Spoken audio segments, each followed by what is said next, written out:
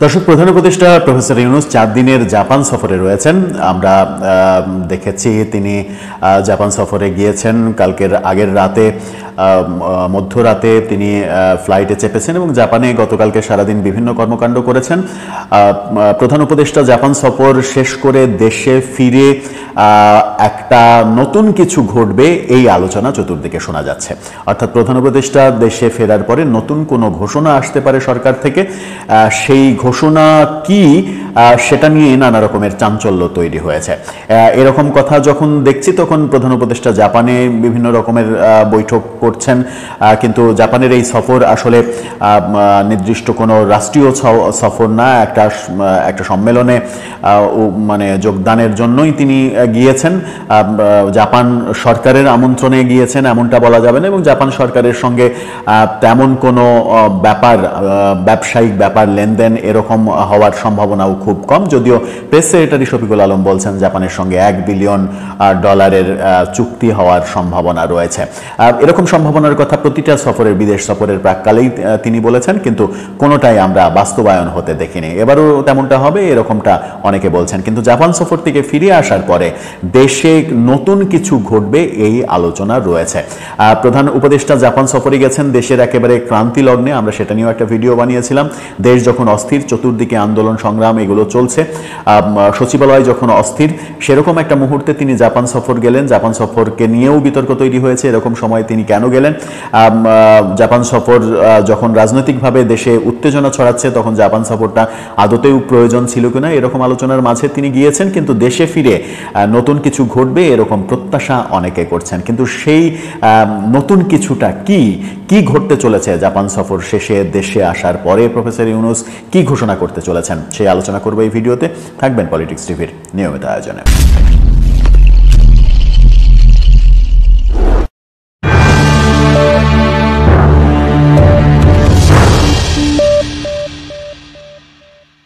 দর্শক, পলিটিক্স টিভির নিয়মিত ভিডিওগুলো স্পন্সর করছে প্রজাপতি.টিভি, নতুন ওটিটি প্ল্যাটফর্ম। আপনারা চাইলে ইউটিউবে, ফেসবুকে, ইনস্টাগ্রামে, টিকটকে দেখে নিতে পারেন। ডেসক্রিপশন বক্সে লিঙ্ক দেওয়া থাকবে, সেখান থেকেও আপনারা দেখে নিতে পারেন প্রজাপতির কার্যক্রম। চলে যাচ্ছি মূল ভিডিওতে। বলছিলাম প্রফেসর ইউনূসের জাপান সফর। জাপান সফরে তিনি গতকালকে টোকিওর ইম্পেরিয়াল হোটেলে জাপানের সাবেক প্রধানমন্ত্রী এবং জাপান বাংলাদেশ পার্লামেন্টারি ফ্রেন্ডশিপ লীগের সভাপতি তারো আসো তার সঙ্গে সাক্ষাৎ করেছেন এবং সেই সাক্ষাতে তিনি আবারও ওই পুরনো কাসুন্দিই ঘেটেছেন।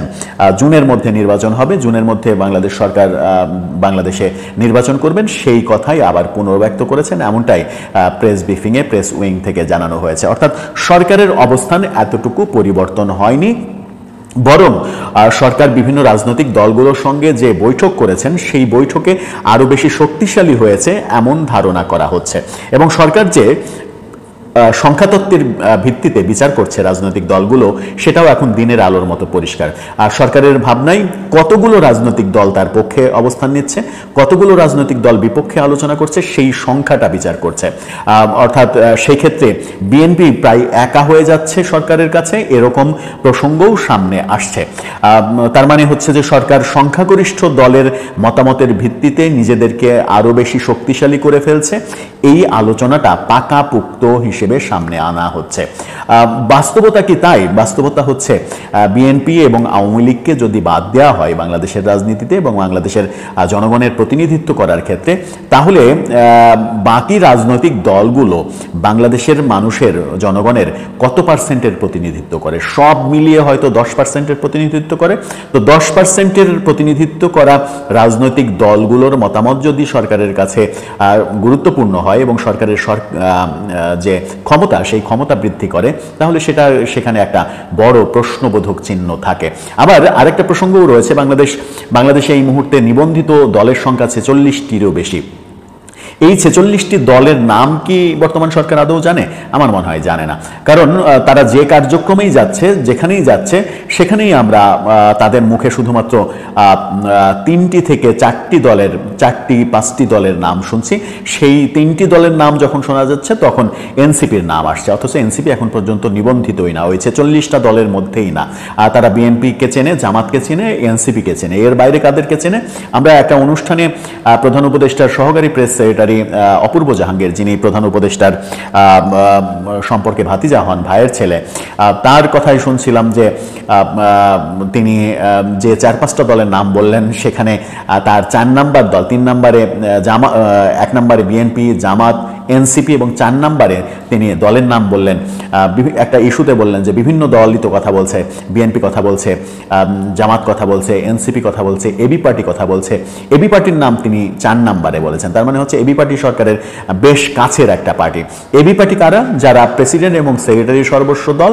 এবং অভিযোগ রয়েছে যখন আওয়ামী লীগের সময়ে জামাত নিষিদ্ধ করার প্রক্রিয়া শুরু হলো এবং জামাতের নিবন্ধন বাতিল করা হলো, তখন জামাতের ভেতর থেকে বের হয়ে আসা কয়েকজন নেতাকর্মী এই পার্টিটার জন্ম দিলেন, যারা মনে করলেন যে এই পার্টিটা জামাতের বিকল্প হবে এবং তারা নিবন্ধন নিয়ে জামাতের রোল প্লে করবে যদি আওয়ামী লীগ সরকার কন্টিনিউ করে। কিন্তু আওয়ামী লীগ সরকার কন্টিনিউ করলো না, তাদের সেই প্রত্যাশাও পূরণ হলো না এবং এখন বাস্তব অর্থে দেখা যাচ্ছে এবি পার্টি মূলত প্রেসিডেন্ট সেক্রেটারি সর্বস্ব দল, বাংলাদেশে তাদের কোনো তেমন অস্তিত্বই নেই। তো সেই দলের নাম যখন সরকারের কাছে 4 নম্বর অবস্থানে থাকে তখন বোঝাই যায় যে সরকার মোটামুটি অন্ধের মতো এক ধরনের কার্যক্রম চালিয়ে যাচ্ছে।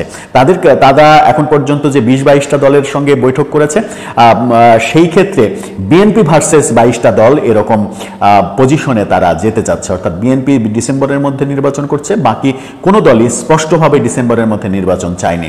সুতরাং বিএনপিকে একটা মাত্র দল এবং বাকি 22টাকে 22টা দল এরকম আখ্যা দেওয়ার চেষ্টা করছে। অপূর্ব জাহাঙ্গীরের সেই কথার মাধ্যমেও সেটা স্পষ্ট হয়েছে যে তারা সংখ্যানুপাতিক দৃষ্টিতে দেখছে দলগুলোকে, বাংলাদেশের জনগণের প্রতিনিধিত্ব কত পার্সেন্ট কে করছে সেই অনুপাতে দেখছে না। তার মানে সরকার এক ধরনের বোকার স্বর্গরাজ্যে বাস করছে। গতকালকে আমরা যখন বিএনপির তারুণ্যের সমাবেশ দেখেছি তখন দেখেছি লক্ষ লক্ষ জনতার অংশগ্রহণ। বিএনপি বাদ দিয়ে আর কোনো দলের পক্ষে মানে রাজনৈতিক দল যারা রয়েছে, হ্যাঁ হেফাজত ইসলাম যেহেতু রাজনৈতিক দল নয়, হেফাজত ইসলাম যদি ডাক দেয় তাহলে ঢাকায় লক্ষ লক্ষ লোকের সমাবেশ করতে পারে সারা দেশে তারা। তাছাড়া কেউ কি ঢাকায় এত বড় সমাবেশ করার ক্ষমতা রাখে? জামাতও কোনো কোনো ক্ষেত্রে হয়তো মানে তাদেরকে টাইম দিলে, সারা দেশ থেকে লোকজন আনলে একটা বড় সমাবেশ করার ক্ষমতা রাখে। কিন্তু বিএনপিকে বাদ দিলে, তারপরে যদি জামাতকে বাদ দেওয়া যায়, হেফাজত যেহেতু রাজনৈতিক দল নয়, এমন কোন রাজনৈতিক দল রয়েছে যে ঢাকায় তাদের 10,000 লোকের সমাবেশ করার ক্ষমতা রয়েছে? আমার মনে হয় নেই, কোনো দলেরই নেই। তো কোনো দলেরই যেহেতু নেই, সেহেতু কোন প্রেক্ষাপটে সরকার সংখ্যানুপাতিক মানে রাজনৈতিক দলের সংখ্যা বিবেচনা করছে, যে কতটা রাজনৈতিক দল সরকারকে সাপোর্ট করলো, কতটা রাজনৈতিক দল সরকারকে সাপোর্ট করলো না, এইভাবে বিচার যখন করছে তখন সরকারের একগুঁয়ে অবস্থা বোঝা যাচ্ছে।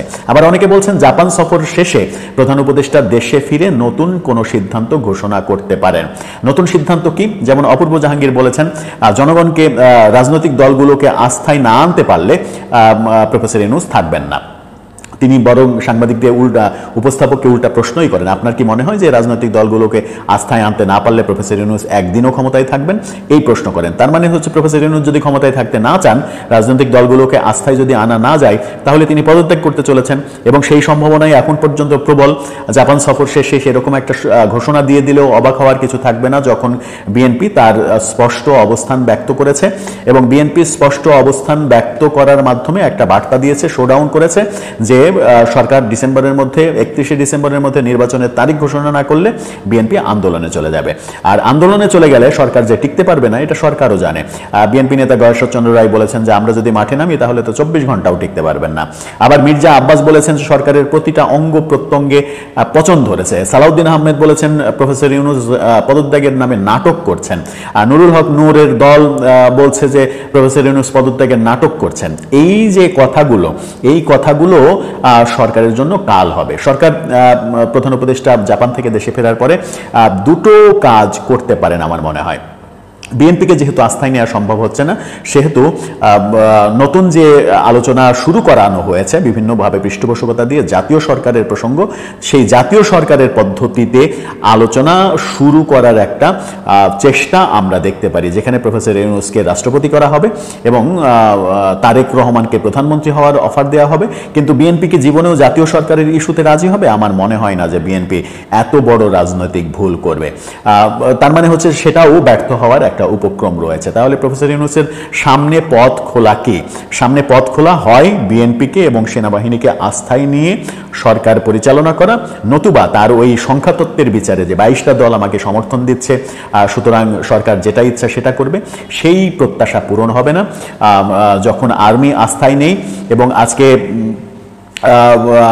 তিন বাহিনী থেকে জানানো হয়েছে, বিমান বাহিনী, নৌবাহিনী থেকে জানানো হয়েছে যে দেশের স্বাধীনতা সার্বভৌমত্বের ব্যাপারে এতটুকু ছাড় দেয়া হবে না। সুতরাং করিডোর, বন্দর, এই বিষয়গুলোতেও যে তিন বাহিনীর সাপোর্ট পাওয়া যাচ্ছে না সেটাও নিশ্চিত হয়েছে। এরকম পরিস্থিতিতে তার সম্মানজনক একটা পথ খোলা থাকবে, সেটা হচ্ছে যে পদত্যাগ করা। সেই পদত্যাগ করার ইস্যুতেই কি প্রধান বিচারপতির সঙ্গে তিনি বৈঠক করেছিলেন এবং প্রধান বিচারপতি পরবর্তীতে রাষ্ট্রপতির সঙ্গে বৈঠক করেছিলেন যেন প্রধান উপদেষ্টা পদত্যাগ করলে সাংবিধানিক সংকট তৈরি হবে কিনা, নাকি এই সরকারের মধ্য থেকে আরেকজন প্রধান উপদেষ্টা তৈরি হবে, নাকি এই সরকার ভেঙে দিয়ে নতুন করে আরেকটা তত্ত্বাবধায়ক সরকার গঠন করা হবে 90 দিনের জন্য, যারা শুধুমাত্র নির্বাচনের কাজ করবে।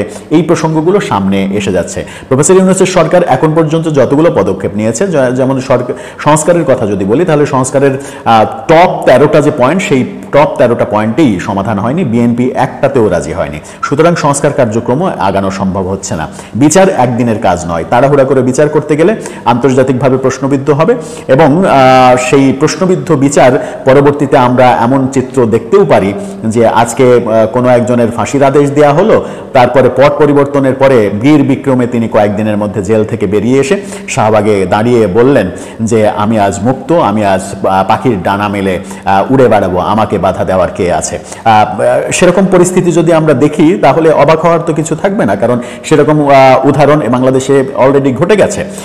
এইরকম বাস্তবতায় সরকার কি করবে সেটা একটা বড় বিষয়। তবে আমার মনে হয় যে জাপান সফর শেষে সত্যি সত্যি বাংলাদেশে বর্তমান ক্রান্তি লগ্নে নতুন কোনো সিদ্ধান্তের দিকে সরকারকে যেতে হবে।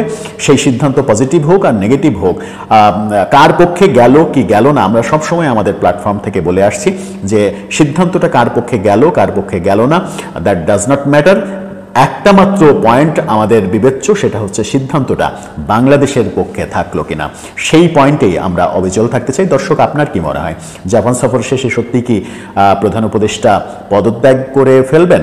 পদত্যাগ করা ছাড়া বিকল্প কোনো পথ কি খোলা থাকলো? আর সেই আলোচনায় আপনার মতামত জানিয়ে লিখতে পারেন আমাদের কমেন্ট বক্স।